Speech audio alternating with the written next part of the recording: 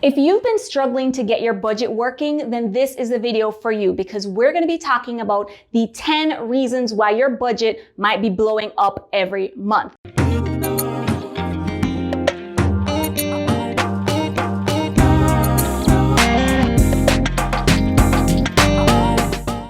If this is your first time, hit that subscribe button and ring the bell so that you can get notified when we add new videos to the channel. You've heard everybody say that you need a budget, you need a budget, you need a budget. But even though you've been trying to follow it, you just keep blowing it up every single month. So we're going to talk about 10 reasons why your budget might just not be working well for you.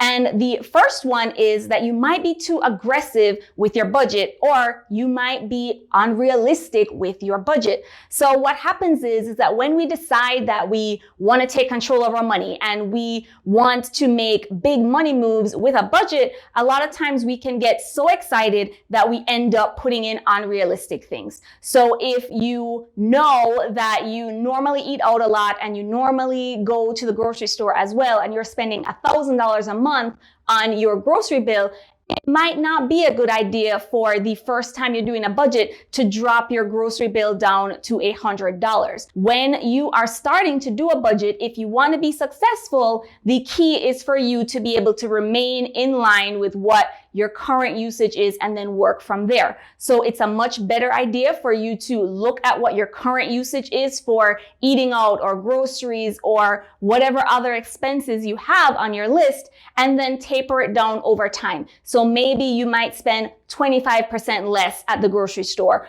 or you might decide that you're going to eat out 2 nights a week instead of every night. But you want to set it as something that you can actually stick to and then keep working down as you make more progress with your budget.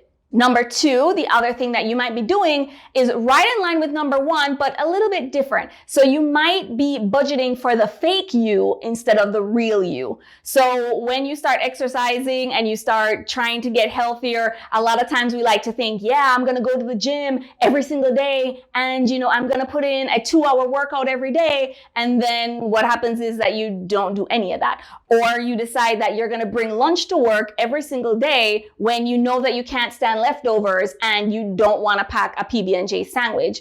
So it's more important for you to think of the type of person that you are and make the budgets for who you really are. So if you know that you're a smoker, and even if you're trying to quit, but you're still buying cigarettes, then you need to put that in your budget until you are no longer a smoker. Or if you know you love fresh cut flowers, then if it brings you joy and you're always going to buy it, then put it in your budget and then cut from somewhere else. Don't just cut from your flower budget and say you're never going to buy them again because you know you like them and that's just the type of person that you are. So make sure that you are putting the things in your budget for who you really are and the things that you really like. And don't buy into the hype that a budget means that you can't have nice things or you can't have those luxury items like a coffee. Instead, you want to cut the things that you don't care about from your budget so you have space to have the things that you actually enjoy. Number 3 is that you might just be a giver. So there's some of us that are just naturally generous, especially when it comes down to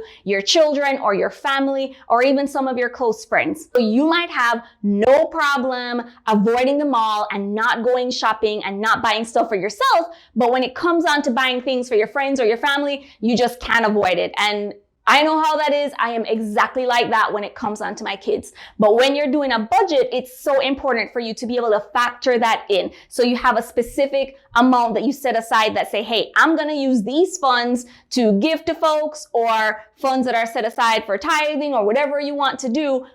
It's just important for you to keep it aside so that you're not ending up spending your grocery bill or spending your rent money and then end up having to go into credit cards or going to debt because you didn't factor in that, you're just a generous person. Number 4 is that your life might have changed. So the problem that we have with budgets, and partially why I don't like them a whole lot, is because budgets are really good for short-term sprints when it's something specific that you want to achieve, because the longer you have a budget for is the more that things can happen. Life activities as we're living our life. And your budget usually just accounts for everything feeling the exact same and nothing changes. And that just doesn't happen in real life. And this one is a huge bummer for why budgets seem to blow up a whole lot, because they're just not very well suited for just everyday living of things just happening. A budget kind of just feels like it's the same categories, same stuff, same amount. Every single month you're doing the same thing, and life just doesn't work like that. The budget that you have for Christmas is going to be different than the budget that you have in February. That's going to be different than the budget that you have in the summer when the kids are out of school. Every month is different and life is just happening. And so you can't really account for that just in a regular budget that you're trying to use every single day. What's more important for you to do in this regard is to make sure that you have an emergency fund set up, that it might handle some of those bigger unexpected expenses that can kind of blow your budget up. So it will help to kind of pad that up as much as possible. Number 5 is that you might not have budgeted for those quarterly expenses. So those type of things that happen not fairly often, but are high enough or a high enough number to impact your budget. So things like property taxes being due, or if you pay your car insurance in a 6-month basis instead of every month, or even just something as simple as if you have to pay for car registration or something like that. It's things that happen fairly frequently, but not often enough for you to just budget for it every month. So the way to get around that is to have what I call a maintenance fund. And your maintenance fund is where you set aside funds that are for those specific instances. So you would want to set up an annual budget that determines what things are happening throughout the year. And then once you line them up and you know exactly how much you need to budget for, you just divide that by 12. And so every month you put that amount in there so that the maintenance fund will be funded with the amount of money that you need to cover your expenses as the year goes on. So that's a great way for you to kind of avoid those things that happen on a quarterly basis or every 6 months, and the price or the amount that you have to pay is significant enough where you wouldn't take it out of your regular spending money. Number 6 is that you or your kids might be very popular. So if you get invited to a whole lot of events, birthday parties, baby showers, weddings, and you're in a lot of weddings and all that kinds of stuff, or you're in a big family and everybody's getting married, you could end up having to fork out a bunch of money for baby shower gifts, because you know that stuff can kind of get expensive.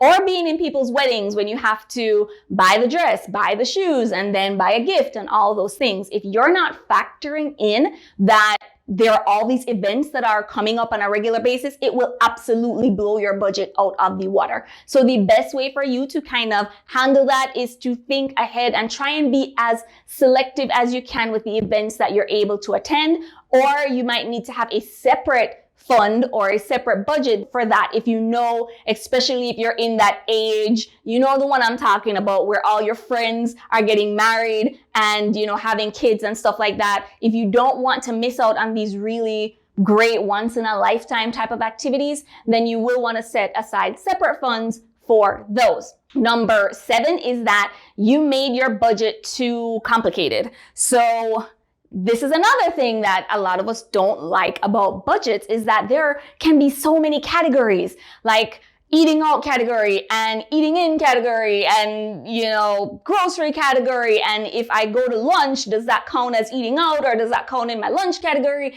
And it can just get like super complicated and annoying. And when you're trying to do all these different things and make it way overcomplicated, you could just end up just blowing it all the time because, well, you went out for dinner and a movie. Is that entertainment, or is that eating out, or like, what is it? So you don't want to get yourself in a situation where your budget is so intricate that you can't even keep track of the things that you're doing, and that every time you fall off the budget or something happens where it's unexpected, then you end up being like, I need to just throw this whole thing out the door and just start all over. You do not want your stuff to be so complicated. So an easier way of doing that is to budget for the big things like your expenses, your rent, your car insurance, your car loans, and those kinds of stuff, and then have more flexibility when it comes on to your regular spending. So you might say that, hey, I'm going to set aside $500, and in that $500 every month, I'm going to pay for food, like lunch, and I'm going to pay for any fun things that might come up that I feel like spending on.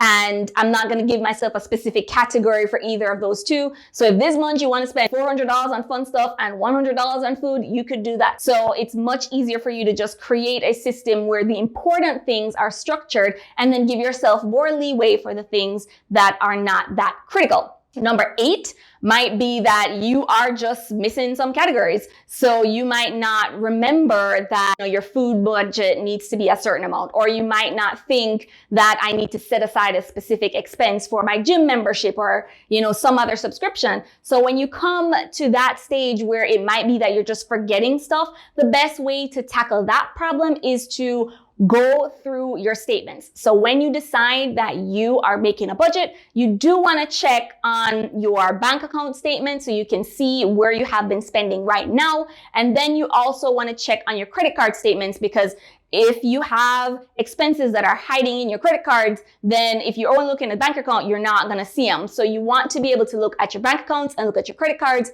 and see where you're spending, and then be able to account for those categories. Or if you need to slice some categories from your budget, then you can totally do that too. Number 9 might be that you have analysis paralysis. So if you end up creating, again, this super complicated budget, then you could be in a situation where it becomes so complicated that it just naturally implodes on itself and you are unable to kind of recover from that. So you might try it and then an unexpected expense comes and then it blows up, and then you kind of feel like, all right, well, I can't work my budget from where it is now. I need to wait until next month to start the whole thing over and do it again. When you're constantly doing that and feel like you're getting defeated with your budget, you're just constantly doing I start the month with wishful thinking, I'm going to hit my budget, and then midway into the month, my budget blows up, and then I throw my budget out the window, and I feel like a failure. I feel like I can't do this. And then next month we start again. You do not want to be in that situation where something blows up and then you're just sitting there holding your hands and then you're trying to start again later. Again, you really want to make sure that your budget, 1, is reflective of the person who you are, and 2, also not so incredibly complicated that it freaks you out to even try to do the budget. Or worse, if something does happen, like, life, you end up feeling so beat up that you cannot continue. And then the last thing, number 10, is that you might just not be committed. And let's be honest, budgets are not for everybody at every single moment. If you haven't heard from any of my other videos, I hate budgets. I hate budgets. I hate budgets. I really do. I don't like them.